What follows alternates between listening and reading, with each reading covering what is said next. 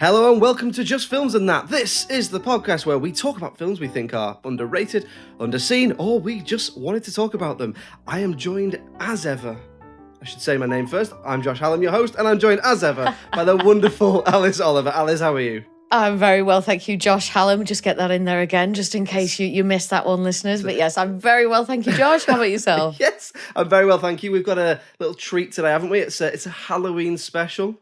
It's not only a Halloween special, but we've also got a very special guest. It's a double whammy. We do indeed. We are joined by the wonderful Sareta Fontaine. How are you?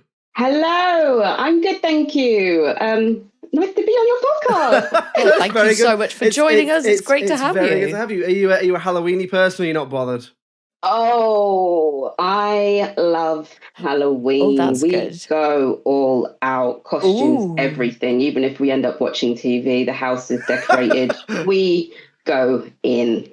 Yes. Very cool. Full I don't Halloween. usually. I'm quite passive when it comes to Halloween, but I had a dream the other night that I was carving pumpkins. So now I'm like determined I'm going to get at least 3 pumpkins this year and give a real good go of carving them. I feel like this is my year for some reason. Absolutely, do it.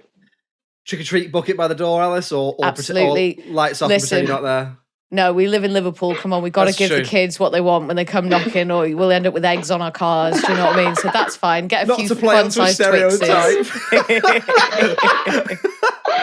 What about you, Sareta? You take it if you go in the full hog. Is it big bucket of sweets by the door? Well, do you know what? I'm very much like Halloween is like Christmas, but for adults. So I don't really partake in that. I have in the past got my oldest to like stand next to the door and, give some sweets out. But I'm more of, it's a house party, adults come, it's a good excuse to get dressed up in whatever. Good shout. As an adult. Yeah, you don't really get absolutely. to dress up for, What is the, did you both go trick-or-treating when you were kids? Yeah. No. Did you not? No. It's more like an American thing, That's thought. true. Yeah, it's quite American. I must say I don't remember it becoming a thing until I was would have been like the late 90s. Already a bit older. So yeah. So Alice, you're like me, you're from like a rurally place. What is the worst or weirdest thing you've ever had in a trick-or-treat bucket?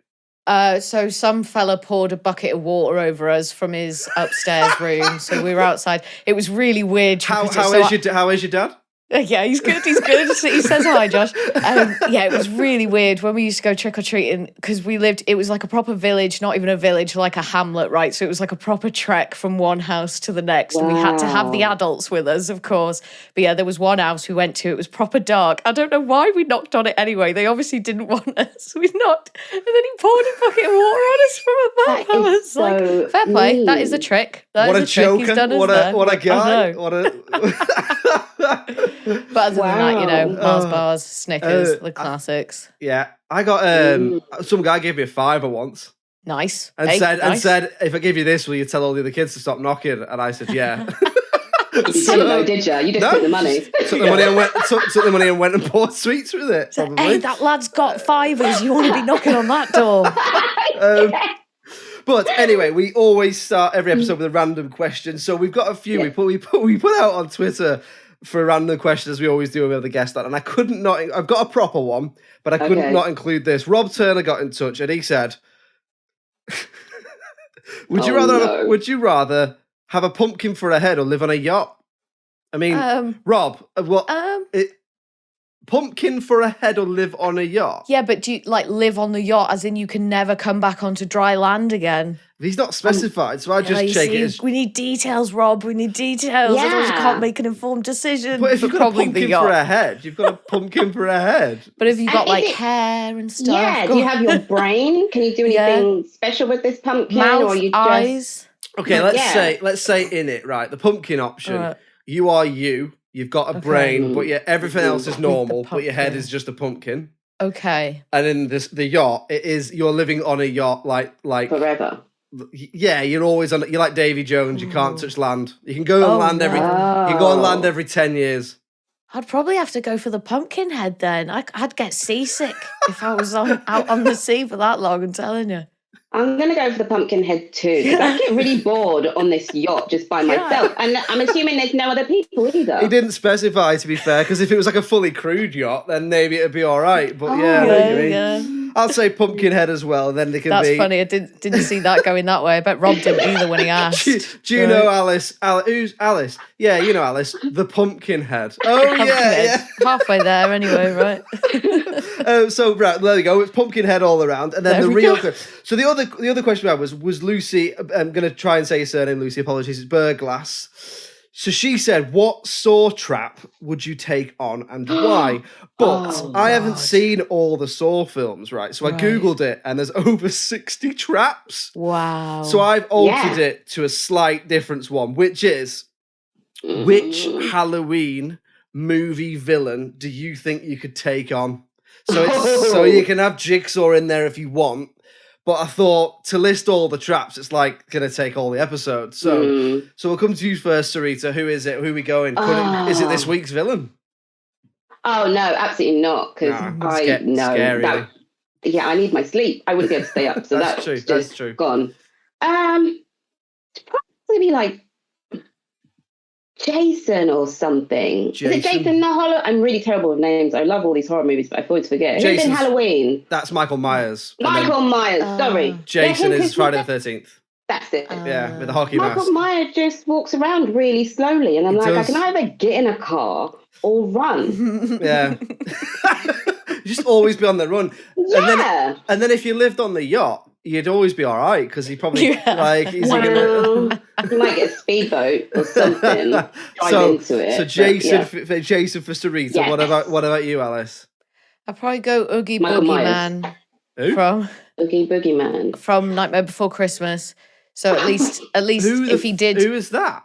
I'm the Oogie Boogie Man. Have you seen Nightmare Before Christmas? Jack Skellington. No, the other one. Jack Skellington's the hero, first of all. He's like he's not the villain. He's like a sack. Once. He's like made out of sack, and he's got bugs all inside him. Is he on badges on goths in schools' bags? Oh well, yeah, probably. Yeah, probably, very probably. But yeah, probably him, because then at least I'd get to go into Halloween land, maybe meet Jack Skellington and Sally, and he's just a sheet full of bugs. I reckon I could take him, and he's got a beautiful singing voice, so I'd get him to serenade me as I'm just destroying his bugs or whatever. That'd probably be the one for me. But I haven't seen tons of horror films is the thing, so it's tricky for me to come up with one. But yeah, if we're gonna go Halloween themed, especially, I'd go with Oogie Boogie Man. Yeah. I think he's just called Oogie Boogie actually, and I'm adding the man in there. But is that actually a Christmas villain? Oh well. Well, do you know what? I do see that as I would put that in the horror section. Yeah. I think Oogie Boogie is the Halloween villain, and then Jack Skellington really is the Christmas villain because he ruins Christmas for everybody. Don't spoil it. Sorry, we're not spoiling that film. Sorry, everyone. What about you, Josh? I had two. The first one was the Sanderson sisters from Hocus Pocus. Because all you've sort of got to do is avoid them until sunup. And then, so I just get in a car and just drive around the motorway until sunup. Or I did think Chucky, because I'm sure you could probably overpower him. Yeah. But he's got like superpowers, hasn't he? So I don't know. I don't know. I did think Chucky. I was like, could you not just drop kick him into the sea? Probably. Anyway, so let's move on to talking about this week's film, which Sareta has picked, which is A Nightmare on Elm Street, which is why it's our Halloween episode, from 1984. So spoiler warnings if you've not seen it, although I'd be surprised if you're still listening and you hadn't seen it. But anyway, so Sareta, you picked this one. So tell us a little bit about what it's about and why you picked it for your episode. Okay, so am I including spoilers or not? I'm assuming most people spoil away. Yeah, spoiler this away. Is a spoiler zone. Keep on the spoilers. So, like I said, I never remember. That's my worst thing about films. I never remember names. I always say, so that girl with the nice hair and da da da. So I've actually taken notes and written down the names. Okay, that's good.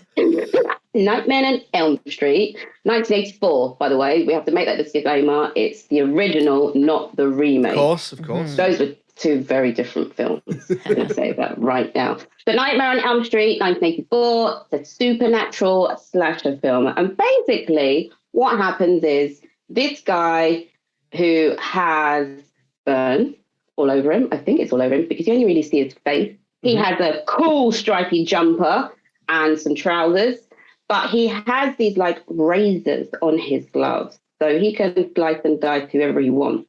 But the main thing is he comes and gets you in your sleep. So you have nightmares, he's in your nightmares and wreaks havoc. So he goes around basically slashing people, lots of teenagers in this town.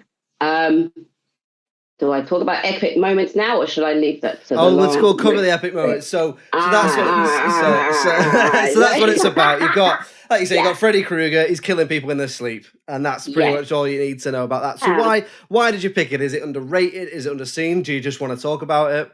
A bit of both, really. I originally said it was underrated, but that's simply because I'm a mum, and my middle child is kind of 13, so he's kind of watching. I'm making him watch all my horror classics. So I'm like, not as bad as like ones that are made now. Yeah. We watched it. He was just not moved, not scared. Thought it was a complete waste of time. He's like, it looks so fake. So it's right. The total disrespect. I'm like, this is a classic, number one. Respect the history of horror movies. But it's underrated because, he just completely dissed it. And I'm like, absolutely not. So I kind of wanted to talk about it to bring back that magic and make sure people listen and know that we need to put some respect on Freddy Krueger's name and Nightmare on Elm Street. Yeah, so maybe it's not quite grabbing sort of modern audiences as much. Yeah. And therefore you could also argue then that it's a bit underseen as well. And maybe as time goes on, fewer and fewer people are actually going to seek it out and actually going to watch it. I bet I think it's one of those films, isn't it, where I think everyone or lots of people know about it, but like, have you been and watched it? Or do you just know who Freddy Krueger is? Yeah, it's like when teenagers wear band T-shirts. You're like, do you even know who Nirvana is? Yeah. Like, you're wearing a Freddy Krueger T-shirt. Do you even know who he is? One of those things. It's up there with the Che Guevara T-shirts, isn't it? All that stuff. So let's get stuck into talking about it then. So first of all, Alice, had you seen this one before? So you said you let slip before you've not seen many horror films. Had you seen this particular horror film?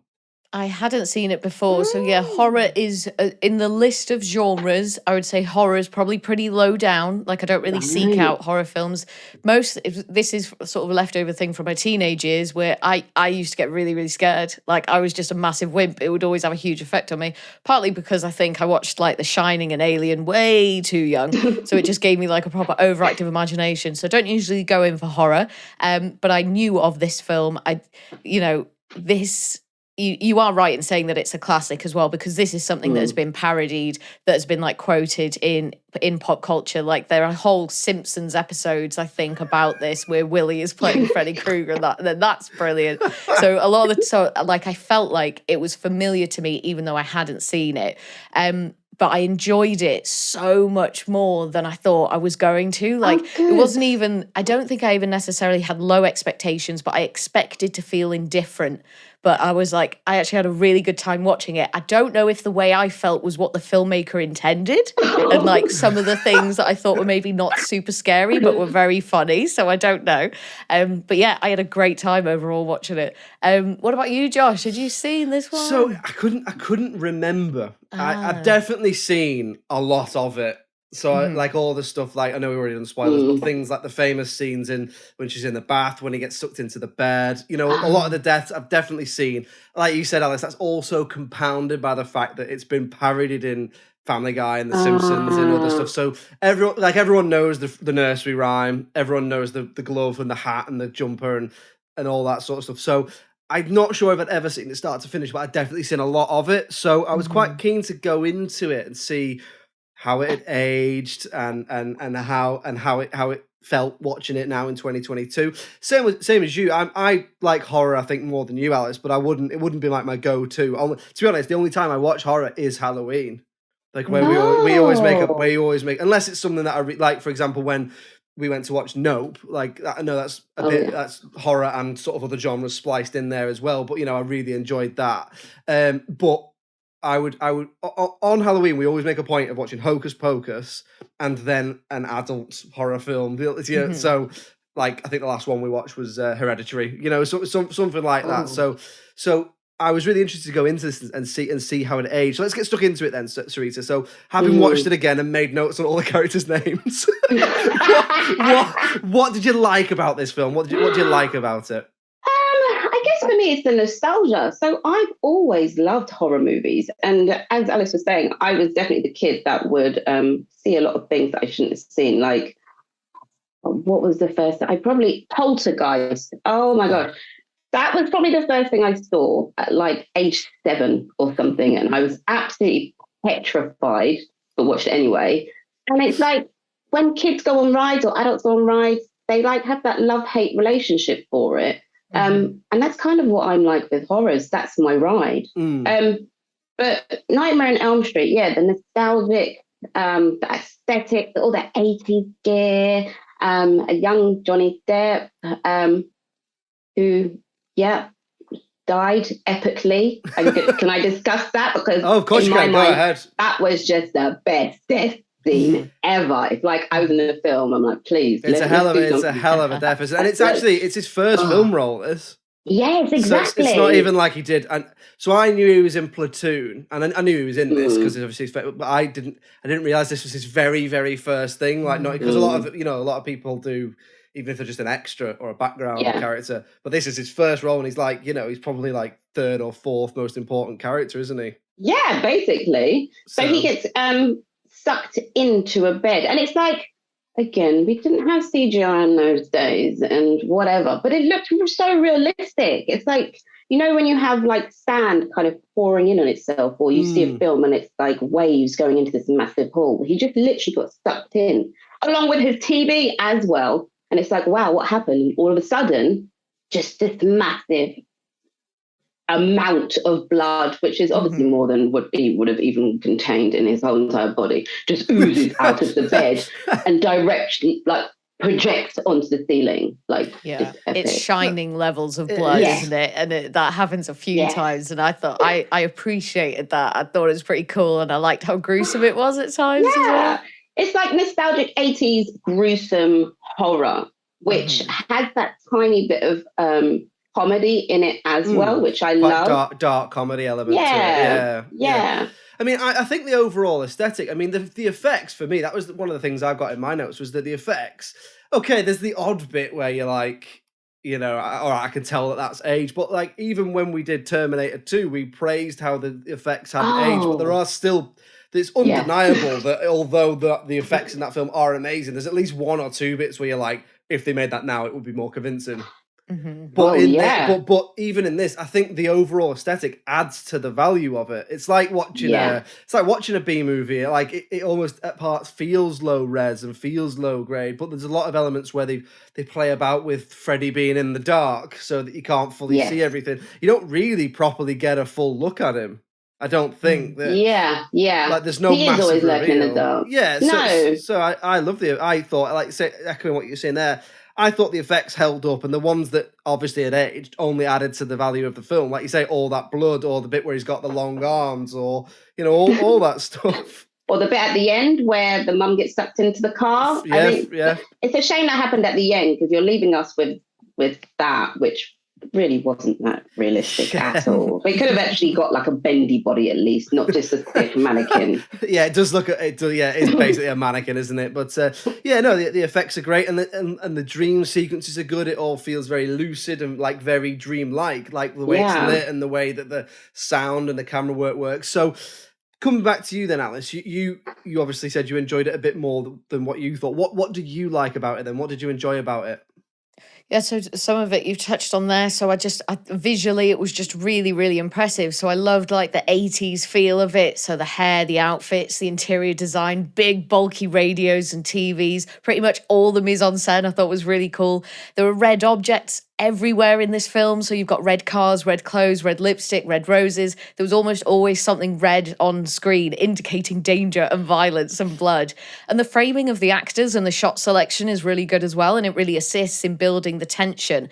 And I don't know if it was just this film or if this was just the style of horror films at the time.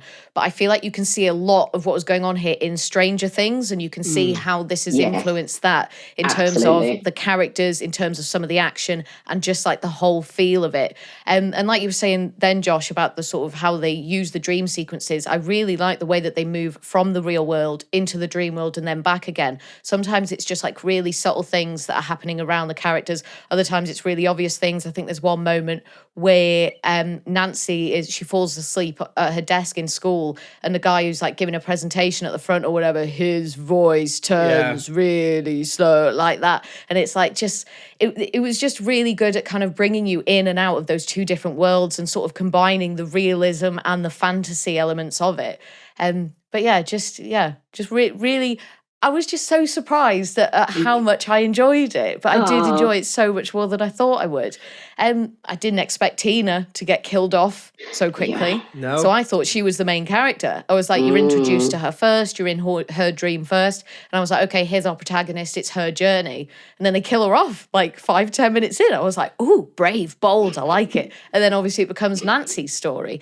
And Nancy's really interesting as well. And by the end, she's so determined. She is like so determined to get Freddy. She like stops being scared of him and she's like, I'm going to fucking kill this guy. And she's always got like a plan as well. She's a very active protagonist. She isn't just, the girl to be chased down all the time. She's always got a plan to try and get him, and then she starts going all like Home Alone and starts booby trapping the house and stuff.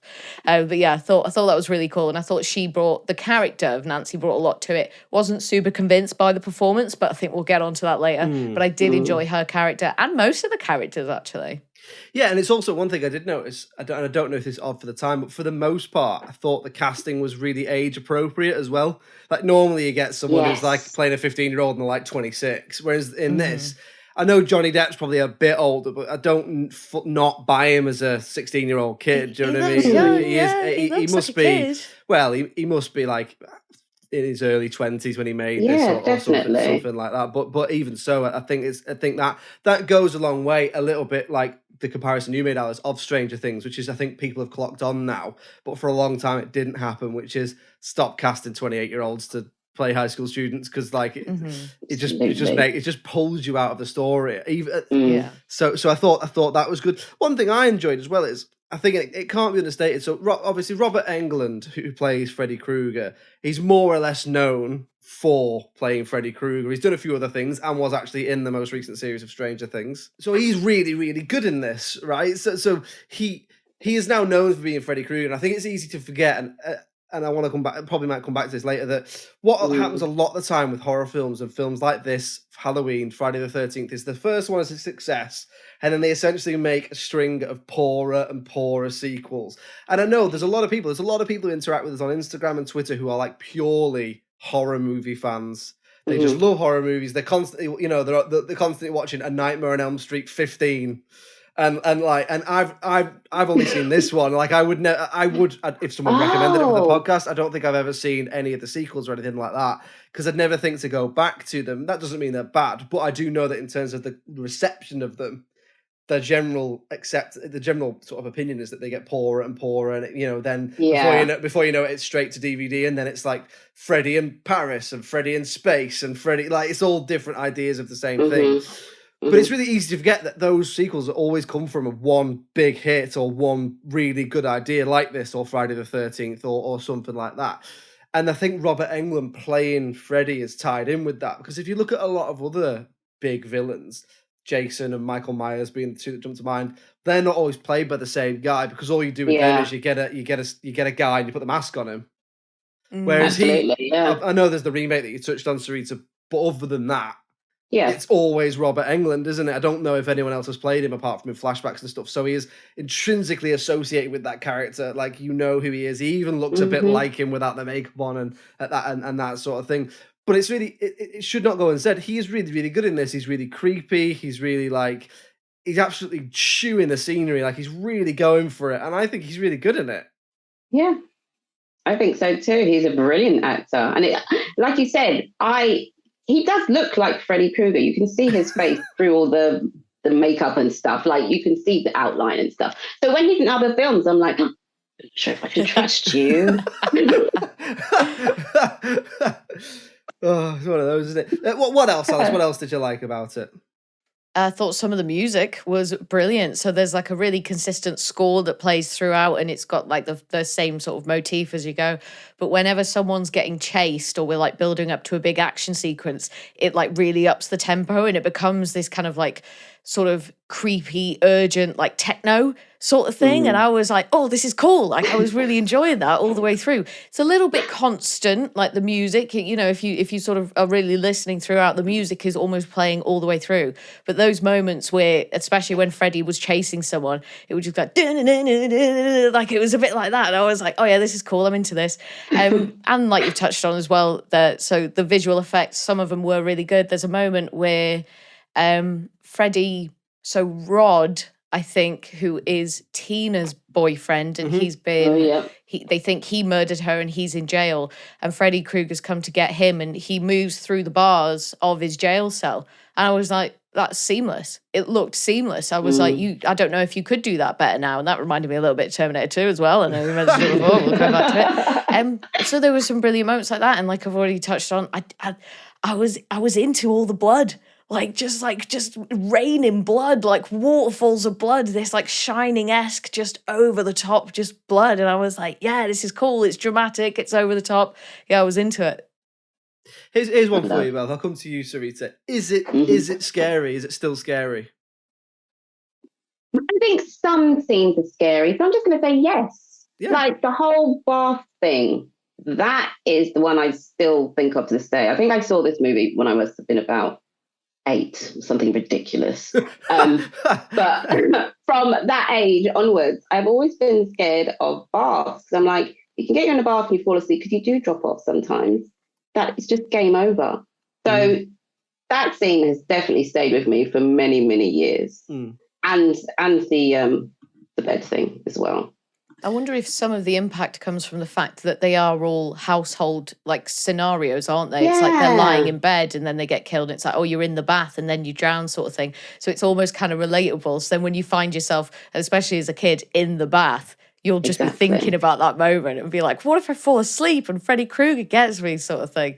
So I wonder if that makes it a bit scarier. For me, there was one moment that really made me jump, and I can't remember exactly when it happens, but it is towards the end. I think it's when I know the bit you're gonna when Nancy's sort of doing, it's like the end game and it's sort of kind of wrapping up or whatever, but she's, I think, on her bed. And there's huge empty space on the side of the screen. So you know that Freddy's going to pop up and jump up and you're going to go, ugh. So even though I was expecting it and I knew it was coming, I still went, ah! That really did make me jump. I am quite jumpy anyway. But apart from that, I found it more funny in the places where I think it was trying to be scary. What about you, Josh? I don't know, because if you look at, the director Wes Craven's obviously one of the big guys of horror, isn't he? He does a lot of horror. He often blends comedy with horror in his films. So I think, because if you look at like Scream, which is something else he did, the whole thing of Scream is it's subverting other horror films, right? And okay, maybe he is trying to be solely scary in this, but I think as long as it elicits a reaction, I'd rather that as a director than nothing. Do you know what I mean? Yeah. I'd rather someone would said, well, I thought it was quite funny, because there is a dark comedy to like some of the weird. Freddy does some really weird shit in this film, like, you know, like the bit where his tongue comes out the phone. You know, that sort of stuff. Like that is, it's weird, it's grotesque, but I can see how you think that's scary. But I think you can see how that's funny as well. And I think that comedy and horror are often so intertwined. If you've ever been to the pictures to watch a horror film, you can guarantee that when everyone jumps, there's a jump and then everyone laughs, because everyone's laughing at themselves and each other jumping. So it's almost like they're the two most extreme things in cinema, aren't they? It's comedy and horror. And I think that they're at each end, but also in the middle together. It's really strange. And I think this film, I think it does it quite well. But as long as you had a reaction, I think that's... I think that's probably what the film is trying to do. I think I did find bits of it scary or eerie or whatever you want to call it. I'd seen a lot of it before, so I knew I knew what was coming. I'm not particularly bothered by blood and gore, so that wouldn't really scare me out. But he did make me jump at the bit where I think it's the bit you're talking about the end, right at the end where she thinks he's gone.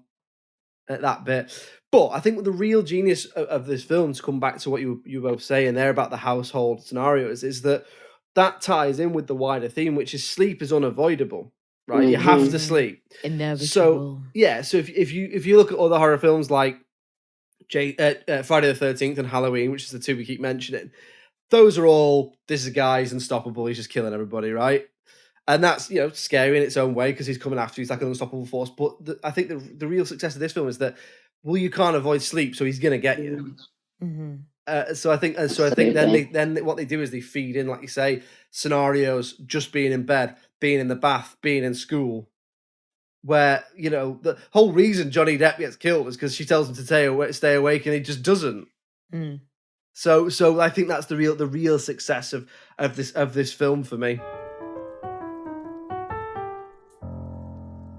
Okay, then let's move on to things that we might change about the film or that we might not like about the film. I'll come to you first, Sareta. I don't get the impression there's going to be loads, but I'm intrigued to see what you're going to say. Having watched it again, is there anything you changed from the film, or is it just still great? Is it the only thing you change, your middle child's reaction? Maybe I should have made him watch it when he was younger, so he'd be really scared. Make him watch it. Make him listen to this. Make him listen to this and tell 5,000 or 6,000 of his closest friends, and then watch it again. Yeah, absolutely. So I probably wouldn't have changed a thing. Maybe kept Tina alive for a little bit longer. I think she went too early. Yeah, it would have been not nice, but to get to know her a bit and then be a bit more emotional about her not sticking around. Mm-hmm. Yeah, you can't really get attached to her, can you? No, exactly. Because I think what Alice said is right, which is it's quite a common horror film, right? Again, spoilers, skip 1 minute ahead if you don't want to hear spoilers for two of the films. But if you look at Psycho and Scream, what they do is they cast a really famous actor in the opening scene and then kill him off. So you go, oh my God, they've killed, they've killed Drew Barrymore. Like, what's going to happen now? Whereas in this, as far as I know, the girl who plays Tina's not she's not a huge star. So she's just someone getting killed early, right? Mm-hmm. Yeah, that's the way I saw it. Yeah. So you want to get to know Tina anymore? Is there anything else? And again, that that end scene just really irks me. It either allowed her to stay alive, the mum. It was the mum, wasn't it? Stuck through the door. Yeah. Or just get something that looked more realistic. That was it. Because it was like, it was a bit too funny. It was funny because it looked so fake, and that kind of ruined it for me. So do you think at the end, it's not clear, is it? Because it's not clear if that's happening or if it's another dream. Or if it's a dream, yeah. So I think, would you have liked more closure at the end? Like, are all those people dead? Like, has Nancy been dreaming it all along? Was it always the mum who was, what was going on at the end? I think that setup allowed him to have all of these sequels, because a lot of these things are explained later on. Not necessarily in a good way, I'm going to be honest. But the story does continue, and you do kind of figure out what's happened and if mum's still alive in the second one, etc. So maybe he did that to leave it open for him to make more millions of dollars for sequels. Well, yeah, I mean, you can't blame them, can you, when something's a success and people are going to keep going to watch it, aren't they, at the end of the day? Exactly. So there we go. What about you, Alice? Was there anything you would particularly change? So there were three things that I made note of, but you've kind of answered one of them for me. So one of the points was that I found it funny in places where I thought that maybe it was meant to be scary. And even though that was still enjoyable, I was like, oh, am I having the wrong reaction here? Is this what the creator wanted me to feel? The main one is quite early on in the film when you see Freddy for one of the first times, I think, and he's got these really, really long arms. Like really long arms, and then he's running down the street like this, and I just started pissing myself. I was looking at Ollie. I was like, "Is this meant to be scary? Am I meant to be scared?" Because it's really funny. And then there was a few more moments throughout, like you said, the tongue coming out the phone and that, and I was just like, I was enjoying it, and it was great. But I was like, am I feeling what the filmmaker wanted me to feel? Yeah. So I was asking myself those questions. But like you say, if it is typical of the director to sort of merge the kind of comedy and horror elements, then it could well be that is the reaction he wanted. So that's fine. So Nancy isn't a great actor. She's not great, and it meant that I wasn't fully engaged with her. So I feel like when that happens, you can only get so far in terms of, I guess, feeling for the characters and caring about them. She was just a bit cheesy, and sometimes it felt like, and I think we've talked about this for previous films, Josh, but it felt like she was in one film and then the rest of the cast were in a different film. It was jarring. Like two sort of words. It was a little bit, and I was just like, and every time she'd say a line, she'd go like, I'm so tired. And it was stuff like that. And I was like, that's a bit, not she's really. Very not buying young, it. isn't Not she, in it as well? convincing. She's very young. Yeah. Yeah. I know what you mean. I know what you mean. And it just meant that I couldn't super connect to her, and I wanted to because she was a pretty good hero, and I did enjoy her as the hero, and I really liked her character. And just the last thing, and this was just a daft thing that I picked up on, but so they let Nancy in to the jail to go next to the jail cell where Rod is after he has what they think has murdered her best friend. She is in there. There are no guards in there. They leave her in there on her own, and she is a key witness in this case. I was like, that wouldn't happen. And her dad is one of the officers. It's just like, and what is she, like 17 years old or whatever? It's like, she'll be fine. Just go in there with this dangerous criminal who we think murdered your best friend. So I was just like, nah, you've thrown me out of the world here. Don't believe it. Up till that point, I was like, I'm in this world. But with that, I was like, nah, just wasn't buying it. But that's it, really. Like, I had a really good time overall watching it, and I just didn't really expect to. What about you, Josh? Was there anything you didn't like or that you would change? Not loads. I did pick up on the acting thing as well. You know the bit where, at the end, why doesn't her dad show up? Like, she says, break the door down in 20 minutes, and then he's just not there. Yeah, and she's screaming and shouting, and all the windows are broken and stuff. And everyone's just sort of outside at the neighbour's house, just looking out, going, yeah, like I wonder. I wondered about that as well, and then I wondered. Sorry, I can forgive that sort of thing, really. Yeah. But there's two things for me. One is silly and one is serious. What do you want first? Silly or serious? Go silly, and then the silly one is towards the end when Nancy hasn't slept for like 7 days or a week. She looks herself in the mirror, and as she's 15, and she says, "Oh God, I look 20 years old." And I thought, that is funny. Yeah. I hope he kills you. You're such a dick. Yeah. I did. I laughed at that as well. And I was like, 20, what a shame. Like 20. Oh, to look 20. That's like 4 years away for you. Come on. Anyway, so that was one. And the other one, because all I could think was, I hope he gets you. But anyway, then the next thing was a little bit more. So at the end, right, what I got was that she realizes that his power is fueled by fear. And so she turns around and stands up to him and he disappears, right? But I only got that from reading the plot afterwards. So I think maybe just a little bit more exposition at the end about, I've beaten him. And I've beaten him because I'm not afraid of him anymore. Unless I missed something, I just didn't get that. I can imagine how you'd miss that. But like you say, Sareta, if it's explained later on and it's part of a wider franchise and a wider storyline, maybe that goes into it. I don't know, but it was something I thought I could see how you'd miss that. Yeah, to be honest, there were a few things that I missed, and the remake actually, I think, tells the story better. Right. But the original's still my favourite out of both. Because I know in the remake they dial it up a bit, don't they? Because it goes from, like, I think, is it not in this one? He's killed a few children, but in the remake he's like a paedophile and he's killed 4,000 children or something. Which kind of makes more sense than to burn him alive and go to the extreme, because they didn't really. I think that's what I missed in the first one. They didn't really get to the crux of why all these townspeople hated him and why he just didn't get arrested. Like, you could have just arrested him. Yeah, he's literally been killed by like a mob. Yeah. And it's like, but what made the whole town turn on one guy?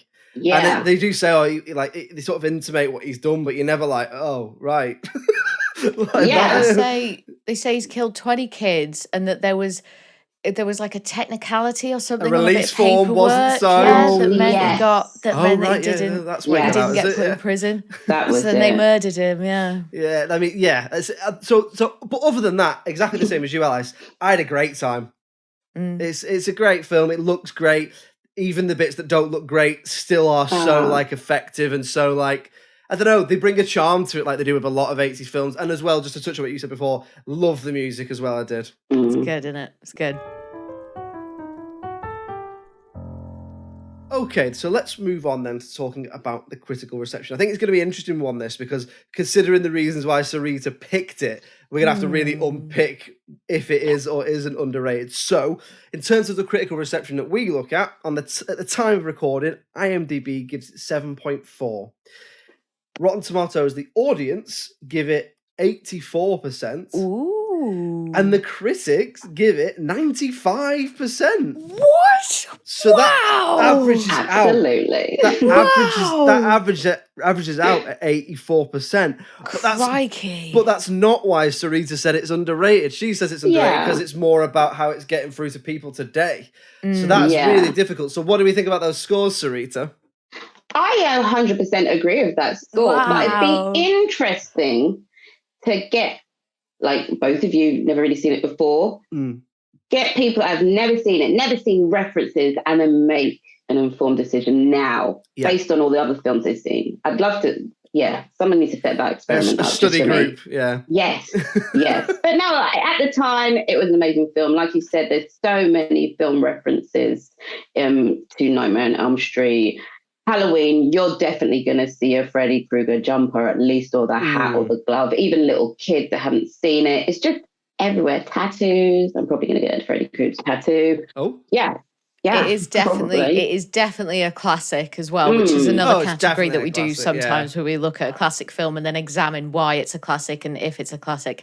And this definitely is. Like it is iconic. Like you said, some of the props, his costume, just the way he looks. It's like permeated through the decades. Like this was nearly 3 decades ago now, and it still feels present. It still feels alive, even though if maybe the younger audiences aren't seeing the film.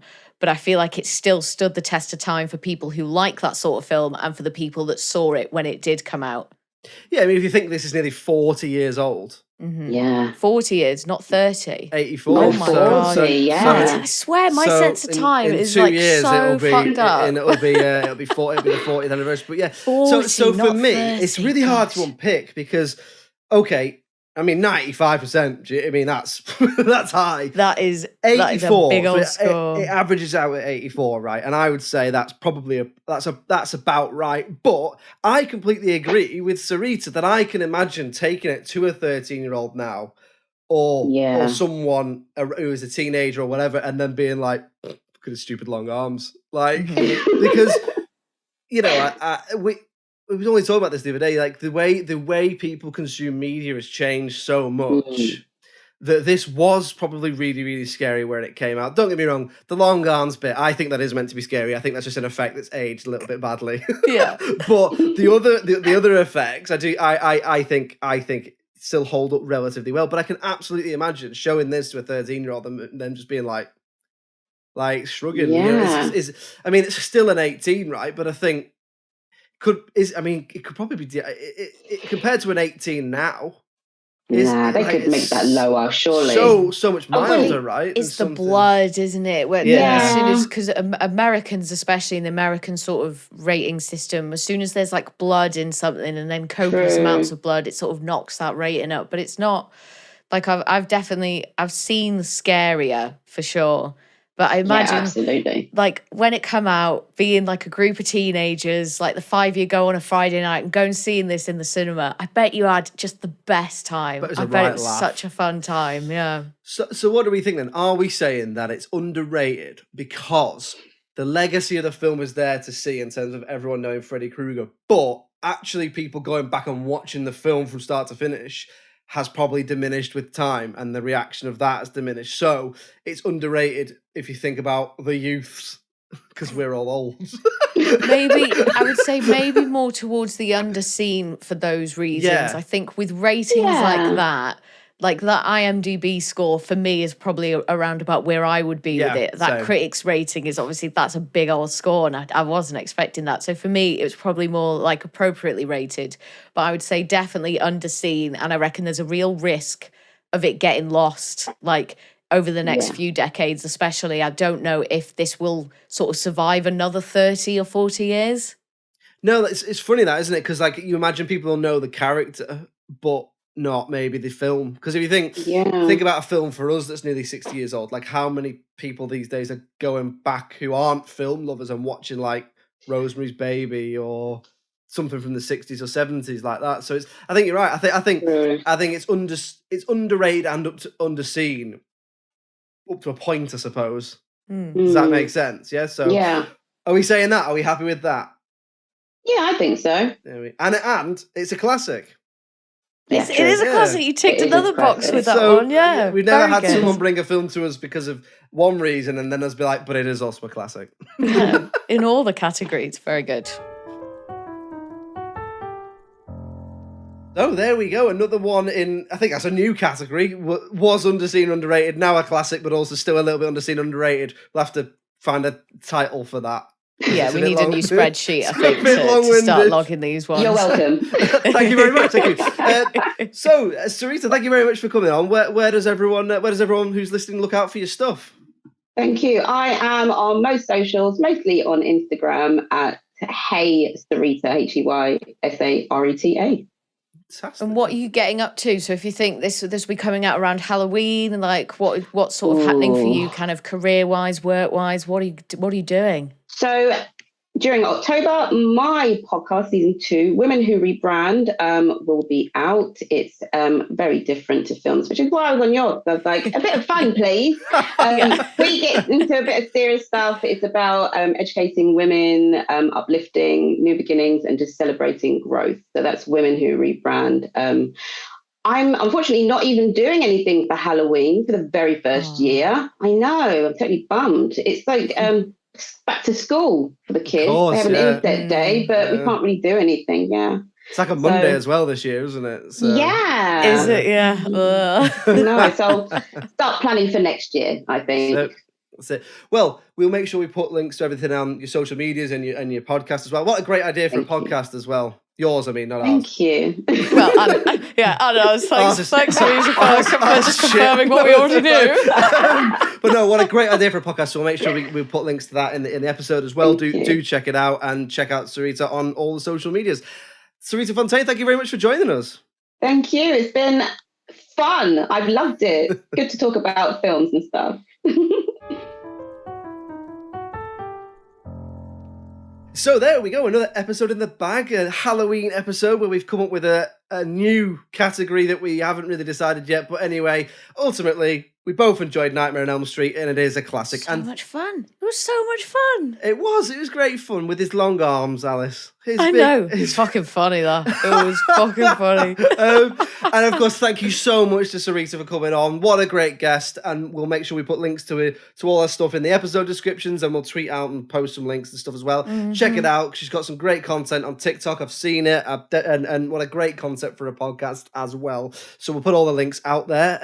In the meantime, we will be back next week with another episode in your ears, talking all things underrated and underseen films. If you'd like to get in touch in the meantime, it's filmsandthatpod@gmail.com. We're on all the social medias, Facebook, Instagram, TikTok, Twitter. Just search for Just Films and That, and you will find us. We're also on the television, aren't we, Alice? We are indeed. We are on the local TV network every Friday from 6 p.m. So if you live in Birmingham, Bristol, Leeds, Liverpool, or the northeast of England, you can find us on Channel 7 on Freeview. Or if you live in North Wales or South Wales, you can find us on Channel 8 on Freeview. Or if you live anywhere in the UK and you've got Sky, you can find us on Channel 188. And I do believe that perhaps in a couple of previous episodes I said 118, and that isn't correct. It's 188, so I do apologise. It's 188. Correction from me there, Alice Oliver at Just Films and That. But yes, every Friday from 6 p.m. on the local TV network, it's me and Josh talking about all our favourite underrated and underseen films. Yes, thank you very much for listening. Thanks for Sareta for coming on. Happy Halloween. Goodbye from me. Happy Halloween. Bye.